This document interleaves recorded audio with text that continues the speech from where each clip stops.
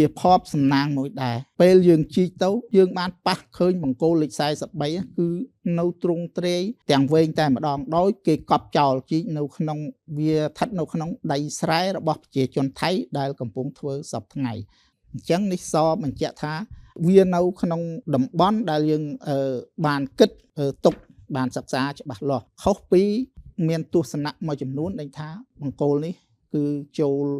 មកក្នុងដីកម្ពុជាប្រមាណពី2គីឡូទៅ3គីឡូម៉ែត្រការអនុវត្តទៅតាមឯកសារហើយនិងបច្ចេកទេសរបស់យើងគឺមានភាពជាក់លាក់ខ្ពស់យើងអាចរកឃើញរបស់ដែលបាត់ទៅប្រជាជននៅក្នុងតំបន់នោះមិនបានដឹងការលើកឡើងជាមតិមួយគេបាននិយាយថា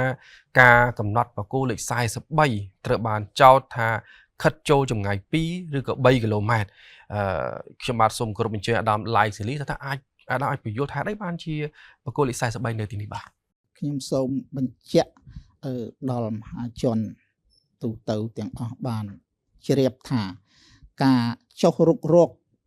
និងកំណត់ទីតាំងបង្គោលលេខ43នេះគឺផ្អែកទៅលើឯកសារដែលបន្សល់ទុករបស់បារាំងដែលបានបន្សល់ទុកក្នុងឆ្នាំ1919គឺនេះគឺជាឯកសារចុងក្រោយនៅពេលគណៈកម្មការកំណត់ព្រំដែនឆ្នាំ1919បារាំងសៀមនឹងសាងសង់បង្គោលលេខ43ជាបេតុងជាលទ្ធផលចុងក្រោយហើយការរុករកបង្គោលនេះគឺយើងផ្អែកទៅលើបាទនេះគឺជាឯកសារឆ្នាំ1919ហើយដោយខ្ញុំជម្រាបខាងដើមអញ្ចឹងបង្គោលនេះវានៅចន្លោះភូមិយាងដង្គមរបស់កម្ពុជានិងភូមិគោកឈូងរបស់ថៃអញ្ចឹងបង្គោលហ្នឹង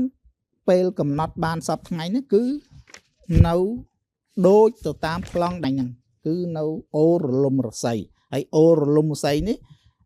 គឺជាអូខ្សែព្រំដែនដែលចេញពីបែកចេញពីស្ទឹងកូនគ្រៀលបាទហើយអញ្ចឹងការស្រាវជ្រាវឯកសាររបស់យើងមុននឹងចុះហ្នឹងយើងស្រាវជ្រាវយ៉ាងច្បាស់លាស់បាទដល់តែយើងយល់ច្បាស់ហើយបានយើងទៅរុករកនិងអនុវត្តនៅលើដីជាក់ស្ដែងបាទហើយអញ្ចឹងសប្តាហ៍ថ្ងៃដូចបានបង្ហាញក្នុងប្លង់នេះគឺជាផ្លូវភូមិយាងដង្គមខាងកម្ពុជានេះគឺជាភូមិគោកឈូងខាងថៃ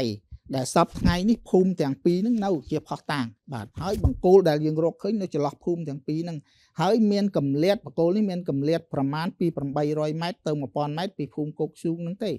ហើយចំពោះភូមិខាងកម្ពុជាបាទមានកម្រិតប្រមាណជា3គីឡូម៉ែត្រនោះអញ្ចឹងនេះសបញ្ជាក់ថាវានៅក្នុងតំបន់ដែលយើងបានគិតទុកបានសិក្សាច្បាស់លាស់ខុសពីមានទស្សនៈមួយចំនួនដែលថាបង្គោលនេះគឺចូល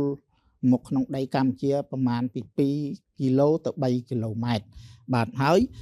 អូរលំរស័យដែលជាអូខ្សែព្រំដែនទៀតសោតគឺយើងបាន